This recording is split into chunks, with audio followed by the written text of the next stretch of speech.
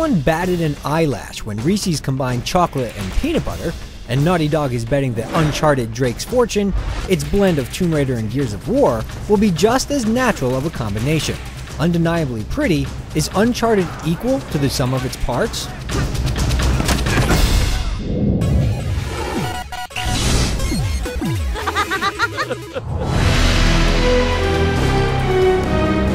If you're a child of the 80s, you undoubtedly remember the movie Romancing the Stone.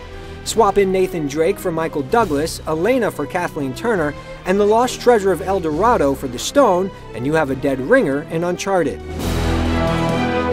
Nathan is the direct descendant of famed explorer Sir Francis Drake, and is following in his ancestors' footsteps by trying to track down the mythical golden statue. Elena is the get-the-story-at-any-cost journo who gets in way over her head. Okay, come on! Cue a rough-cut sidekick named Sully. Nate, do you trust me? A villain with an accent. But he's made grand promises before. And corny love-in-the-bud moments, and you've got all the makings of a story that puts the ham in ham-fisted. You two got a funny idea of romantic. Yet, like a summertime popcorn flick, it manages to snare you in, making you actually care about the characters and their fate. Sully! Things move at such a brisk pace, and positive reinforcement comes so frequently that the predictable proceedings never wear out their welcome.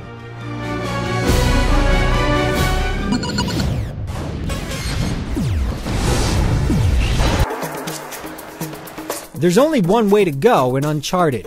There are no branching paths and no deviation from the primary quest. Getting stuck or lost is practically impossible. The game is split into 22 different chapters, with each taking anywhere from 10 to 30 minutes to complete. Novice players will be lucky to get 10 hours out of the quest, and aside from achievements and 60 different items to collect that will unlock a variety of bonus content, there's not much reason to go back and play it again. A lack of any sort of leaderboard, cooperative, or online support doesn't help to stretch its longevity either.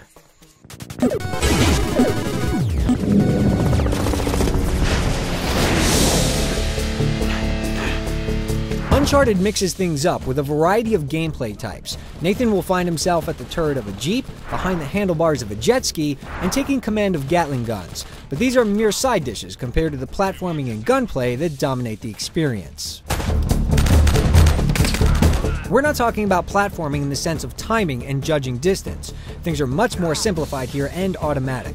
It's more about figuring out which way to jump than executing the perfect leap. Just like the rest of the game, there's one predetermined way to get through each gauntlet, and progressing is often more of a case of whether you see a well-disguised handhold or not. Even so, the levels are designed in such a way that you'll regularly take leaps of faith, crossing your fingers that Drake can hold on with his. There's also a handful of puzzles to complete, but they amount to little more than bumps in the long road of gunplay. Kill.Switch started it, Gears of War perfected it, and Uncharted revisits it with success. And by it, we mean stop-and-pop gun battles utilizing a cover system. Just like Gears, you can press a button and take cover behind any object in the game, and then rotate the camera a full 360 degrees to keep an eye on enemies. When they're exposed, you pop out of cover, take a few shots, and retreat. While it's not exactly an original idea, this system works well here.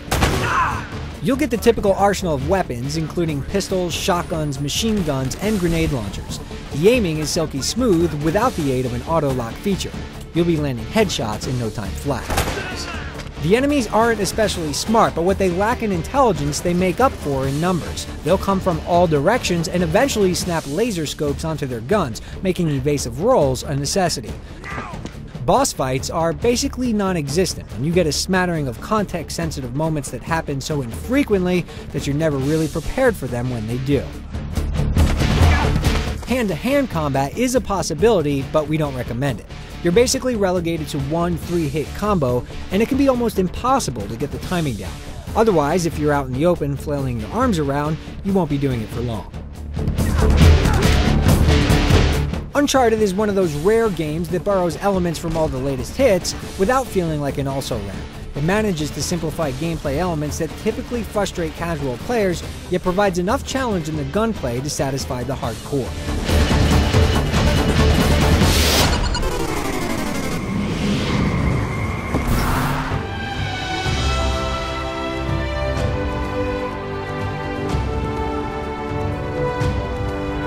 We've waited a while for a PlayStation 3 game that truly separates itself from Xbox 360 software, and we finally have it. Drake's Fortune is easily the best-looking console game on the market. I'll be damned. We could run down a laundry list of effects, but what really sets Uncharted apart is the attention to detail. Plants sway as characters brush past them, reflections on the water dip and sway with the ripples, and Drake actually looks wet when he gets out of it. The animation here is also outstanding, with smooth transitions between every moment in the game, and characters accounting for and reacting to every piece of geometry. The audio features a rousing orchestral score and some excellent voice work that perfectly fits each character's personality. Well, not quite what you were expecting, huh? Yeah.